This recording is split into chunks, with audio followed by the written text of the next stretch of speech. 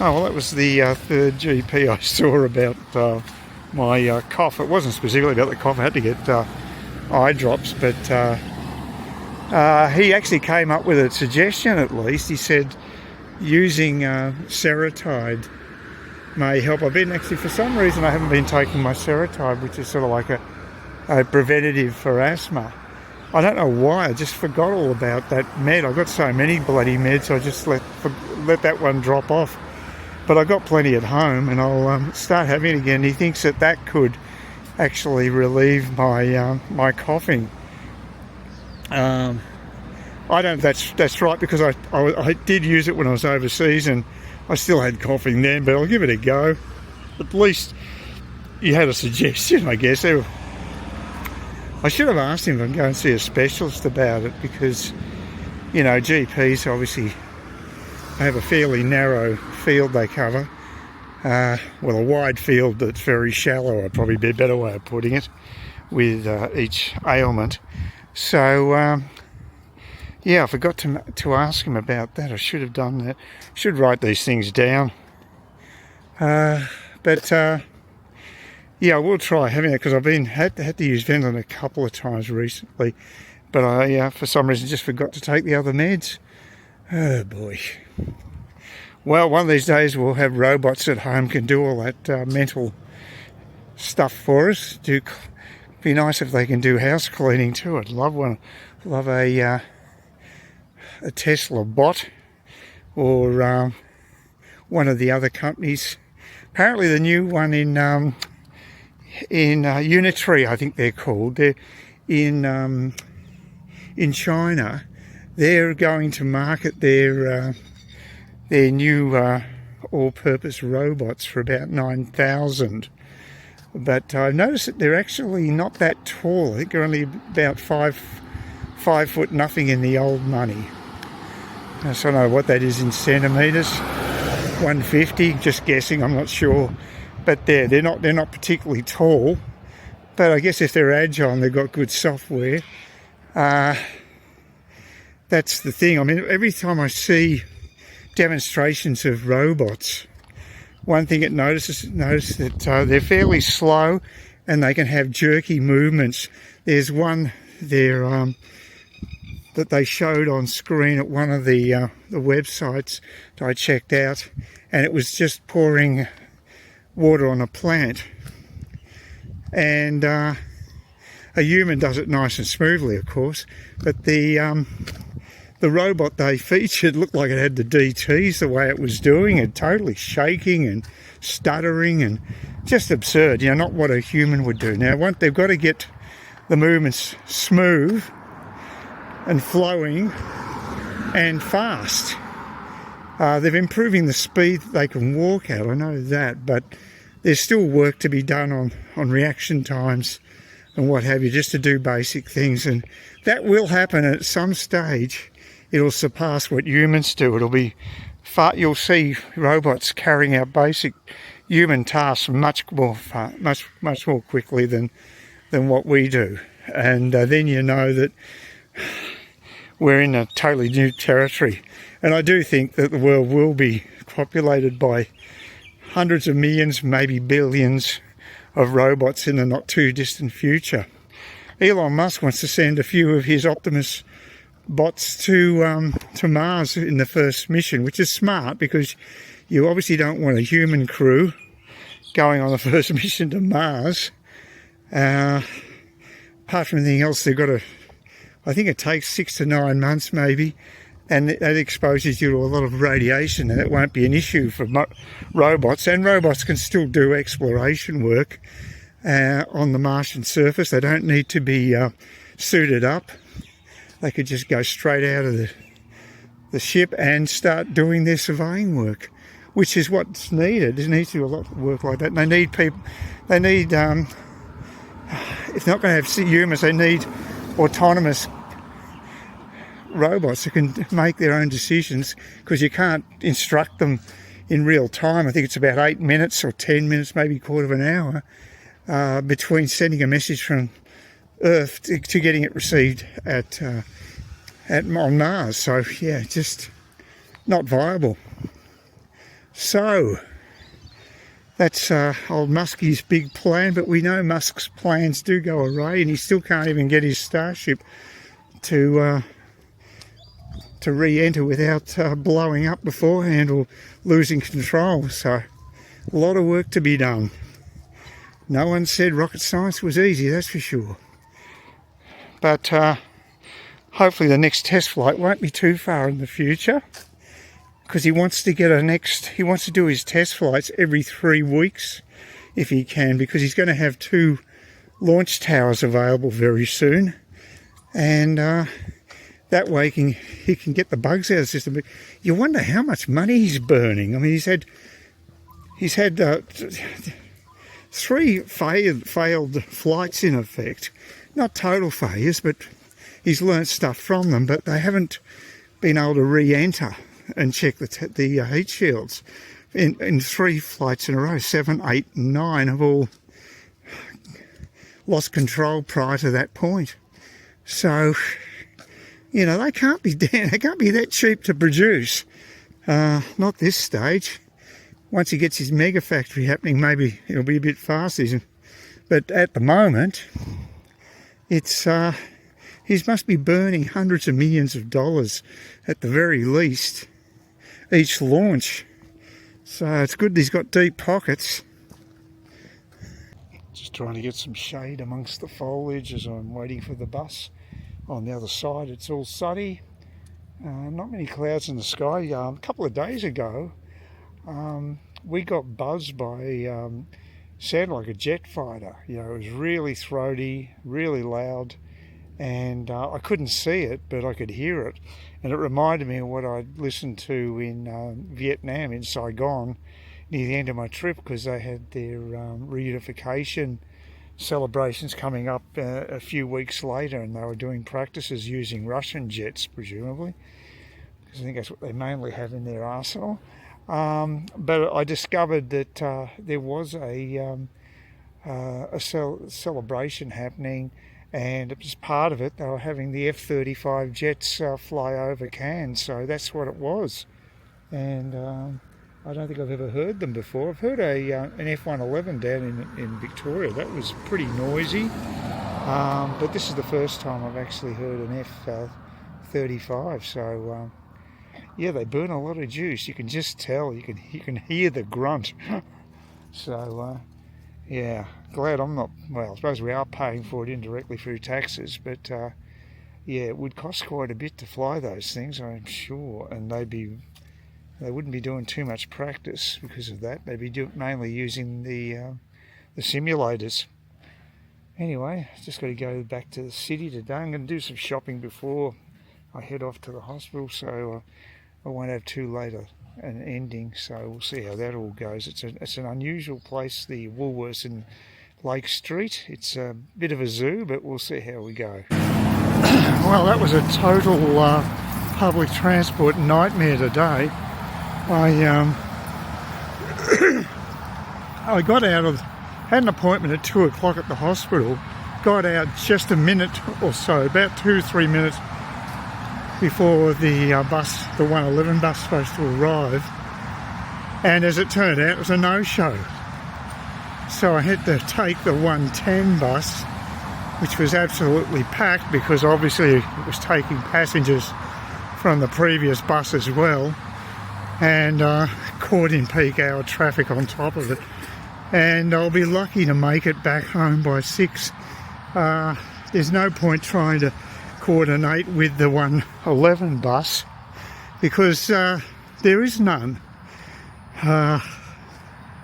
So basically my only option is just a 35-minute walk home from the Cook Highway. So it couldn't have worked out worse today because that's one of the latest appointments I've had there. I didn't like the idea of it in the first place, but it's turned out to be a real horror. So luckily I did do my grocery shopping before the appointment, thank God, because I'd be still at Smithfield I should say, right now shopping if I hadn't done that. And God knows which buses might turn up after that. I got across the road pretty quickly. There's a few of us who actually got off the bus and crossed the Cook Highway. It's crazy there's no pedestrian crossings anywhere. It's just insane that cars king here and pedestrians are crap. That's how it seems.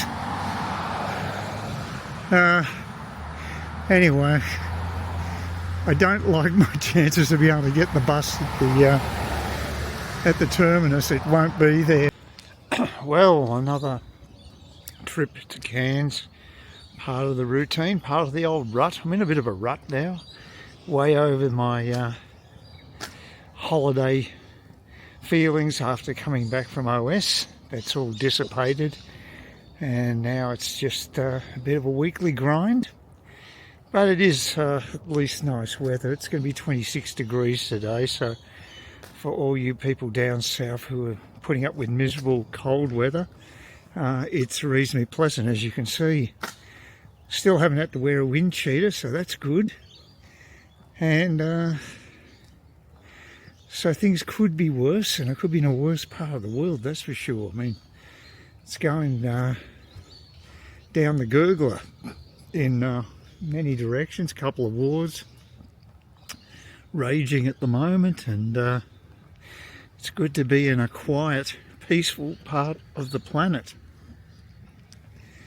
So my major concern is getting probably run over by adolescent not skateboarders. I would say skateboarders, electric scooter riders.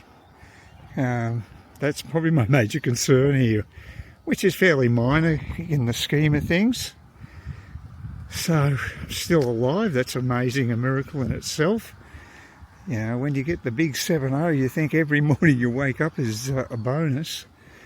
And my terrible cough had dissipated for at least about 4 or 5 days.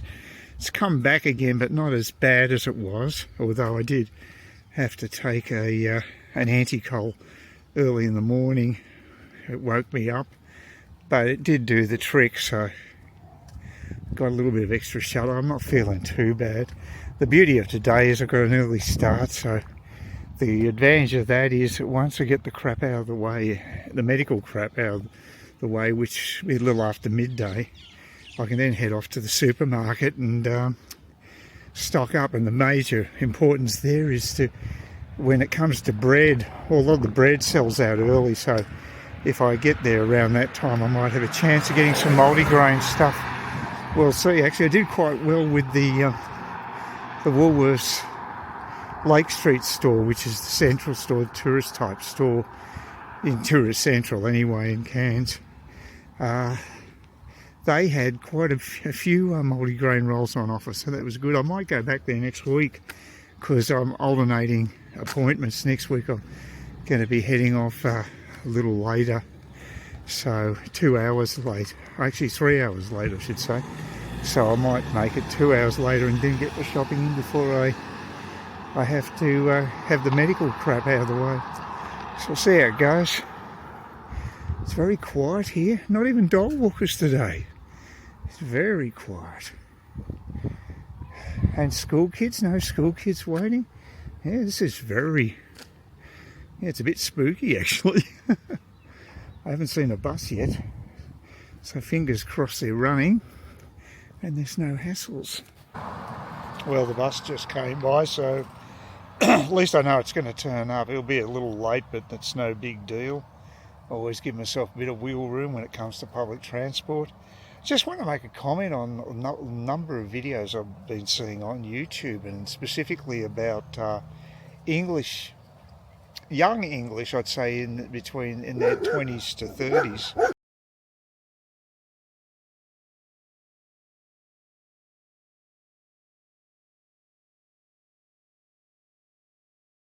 Right, heading off to the Trinity Beach Sports Club on a Wednesday afternoon. It's almost midday, so I'm going to catch up with Sid and his mate from down south, Bill, I think his name is, Haven't met him before, but it'll be interesting to catch up and see him. Also going to catch up with another person who's frequented my channel, was on Friday. So we'll have, I'm not sure whether Was is here with his missus. He probably is, or I forgot. He didn't mention her, so, but we'll catch up together on Friday for happy hour, which will be nice. So, another thing that's nice is that I'm in far north Queensland today, rather than in my old hometown of Melbourne. And the reason that I'm happy about that is that the forecast top temperature in Melbourne today is 11 degrees. In Cairns, it's going to be 28. So it might be about 1 or 2 degrees slower here, but it's going to be in the same ballpark. So very nice. So yeah, I've been very tardy with updating my channel. The last one was political, and I actually ended up losing 3 subscribers due to that, so I guess it does polarize people. And yeah, I guess there's a few people that didn't really appreciate the sentiments, but that's how I really feel, so what the hell. But I won't go into that in this video. It's going to be politics free to a large extent, or 99% extent. I mean, it is part of life, politics. It's not great, but I'd hate to be involved with a political party. The bitchiness and what have you would just be horrendous. I know of people that have been involved in politics, you know, on the periphery, and yeah, it's not nice. It tends to bring out the worst in people, which is rather sad.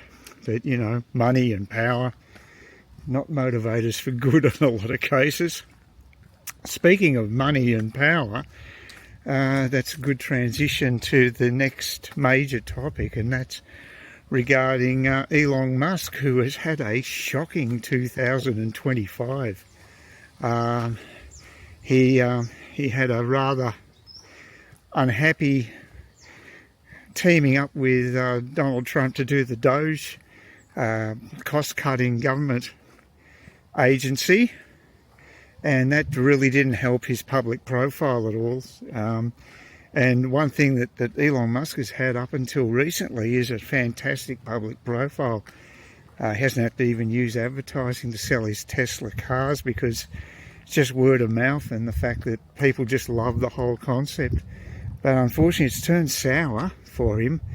And but the one area, the really shining light for him, apart from Tesla, which is being challenged not only in that respect, but also by Chinese competitors like BYD, who are apparently have slashed their margins quite a bit, and they're just virtually almost giving away their cars at the moment. So you may see some changes there. They may not be able to sustain thin margins on producing EVs for forever, so they could be under a bit of strain themselves.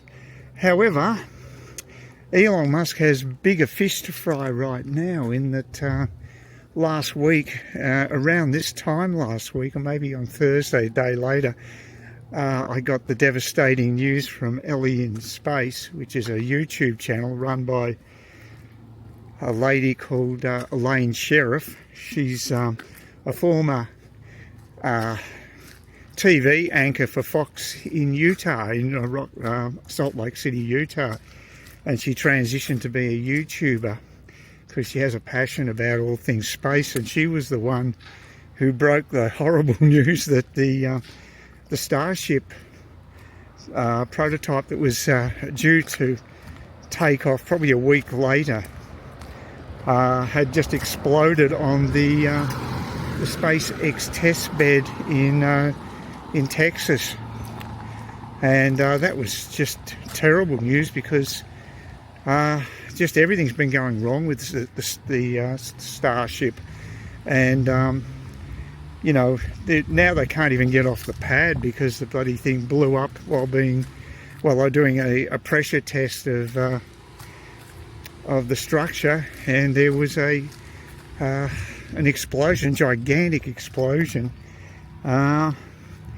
that basically destroyed the whole vehicle, absolutely ruined it, and the I think it's called the Massey test area has sustained quite a bit of damage as well. So not only has it destroyed one Starship, which is a pretty valuable piece of equipment, it's also led to the necessity of a rebuild of the of this test facility, because it just isn't up to scratch right now.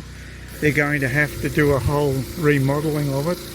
Well, we're going to be fixing it anyway, and that could take some time. I think like a time frame of at least a month or so. And if they can't test the Starships prior to launch, they won't launch them. So it has caused major issues. Not only the fact that it's just heartbreaking that we didn't even get to see this one attempt to re-enter after it reached orbit, or close to orbit, to test the heat shields. It didn't even get off the ground. Just terrible. And like I've got to say, in the back of my mind, I'm not the only one saying this now, is that there might have been sabotage involved. You know, you just don't know. There's a few Musk haters out there, and you know, just have one person on the crew who wants to do something nefarious, and they can probably do it without being detected. There was it was a new type of issue, this one. It was I think it was a valve that basically didn't switch in when it had excess pressure or something like that. And it's a very unusual thing to occur. And that piece of equipment's never failed previously, so it does make you wonder. And I did actually message Ellie in space. I sort of, well, like a few days later, back when she actually had a follow-up YouTube video, because the one that I found the news out of was a live feed, so that was great of her to break the story, because she was the first that I saw that actually did report it.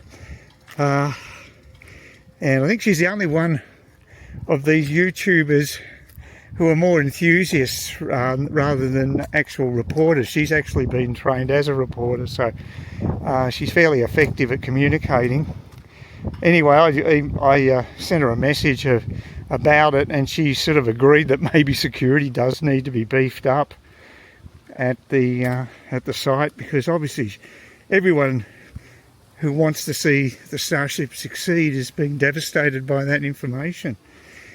So there you go. It's just, like I said, Elon Musk is having a horrible year. And actually the latest news is not to do with Starship. This week is actually in Austin, Texas. They're carrying out the first robo-taxi trials with the Teslas, using the Tesla software, which only uses cameras for navigation, as opposed to Waymo, which is its major competitor, which is owned by Google. I'm sure you've heard of them. That uses LiDAR and radar and other detectors. Costs a lot more for the detection material, the detection technology, because, you know, cameras are relatively cheap, and that's why Musk wanted to go that way. And I think his engineering philosophy is good overall, but in the case of full self-driving, we may be in a situation where we do need to have these additional technology like LiDAR, which can look between under the surface. They use it. I know LiDAR from archaeological sites. They can actually look under the surface and see what's lying beneath the dirt and look at old ruins. It's very good at that. So it's been a boon for archaeologists, but it also has an application, obviously, in collision avoidance and working in those areas like that, which full self-driving requires. LiDAR uses a suite of technology for collision avoidance and to make sure that the driving is safe and effective. It's also restricted to certain areas using maps that have already been set up for it, whereas the Tesla system sort of wings it more. and is more adaptable to new locations in theory. However, as their new trial has showed they've actually been very conservative and only going to a very small part of Dallas, Texas. Austin, Texas, not Dallas. Thinking of the soap opera. Austin, Texas. Only a very small section of Austin, Texas is on the trial robotaxi route. So it's a very tentative move into that area.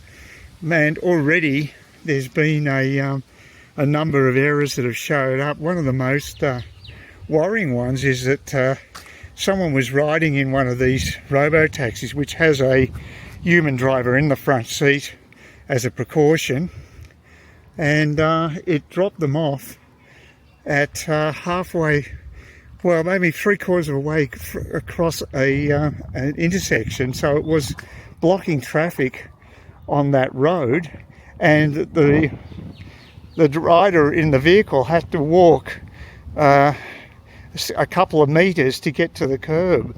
So it was relatively dangerous and inconvenient, and not what a human taxi driver would ever do. So that was a real major problem. And apparently there's been 50 fatalities with full self-driving since it's been instigated in the last few years.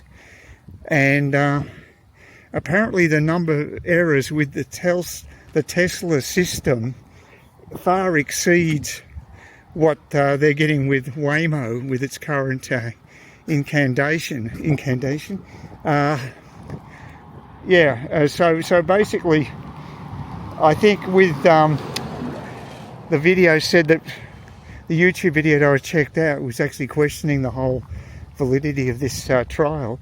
Also said that I think with the Tesla full self-driving system, there was an error like every couple of 100 miles or kilometers, something like that.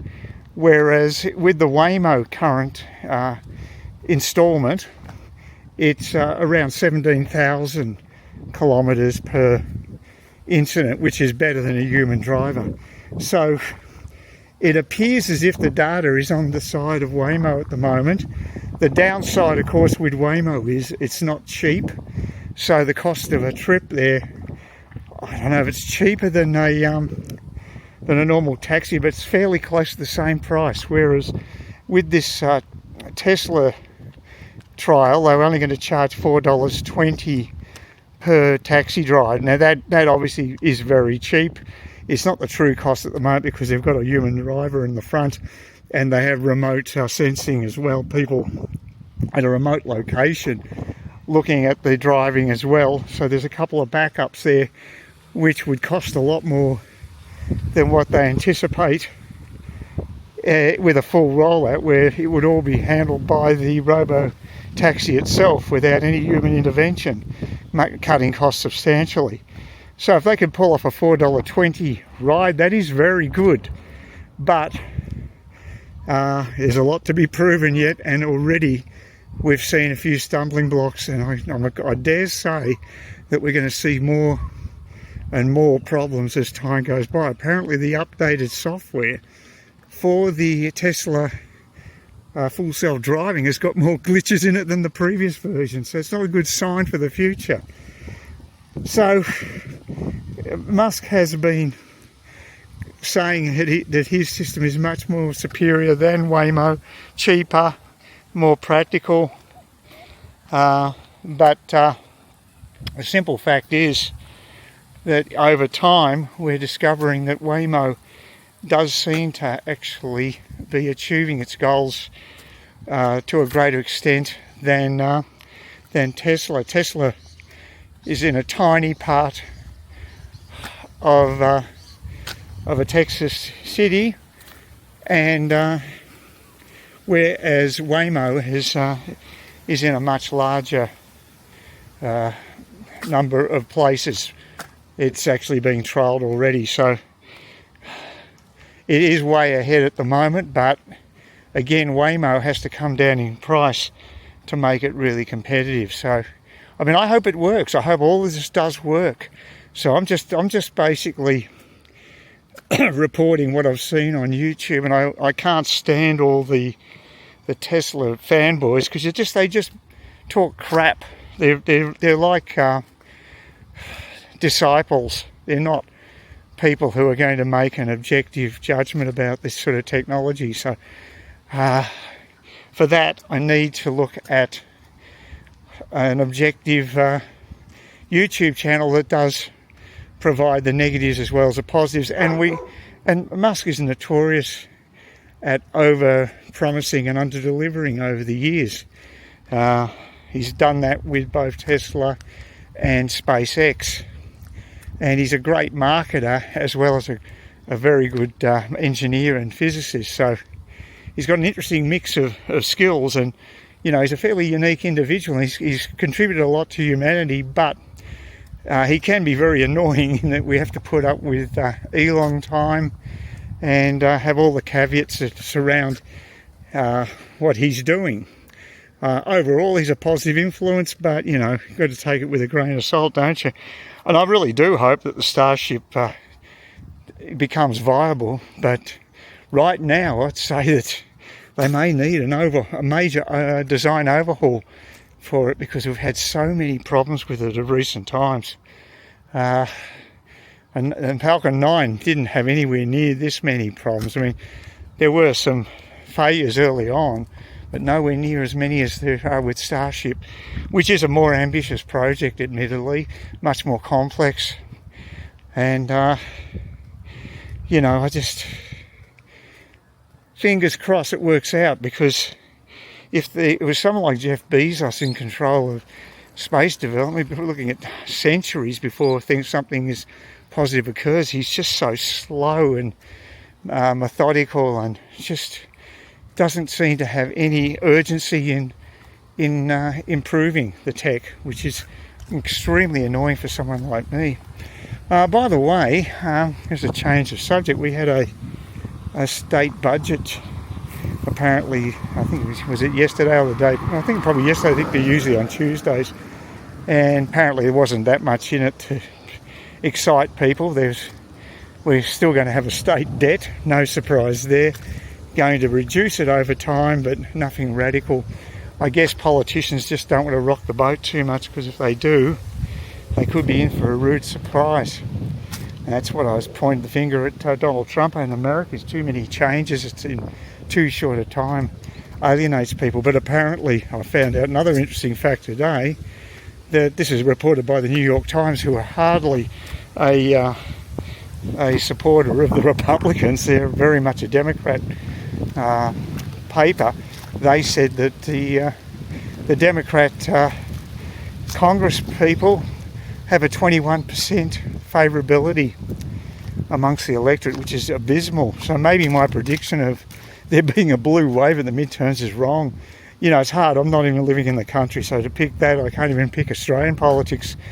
I mean, I was absolutely shocked at what happened in the Australian election, but again, I wasn't following the election. I didn't want to watch all the bloody politician broadcasts, and I couldn't be bothered. I just, but I was shocked, and then I found after the event that apparently Dutton had done a 180 on a number of issues, which really does undermine confidence in parties when they do that type of thing. And that's what happened to the Conservatives in England, and they're virtually being wiped out, going on the latest opinion polls. So, people want honesty from their politicians, even if it's bad news. I think you're better projecting it and keeping your integrity than just trying to spin everything. It just doesn't work. Anyway, those are major issues there.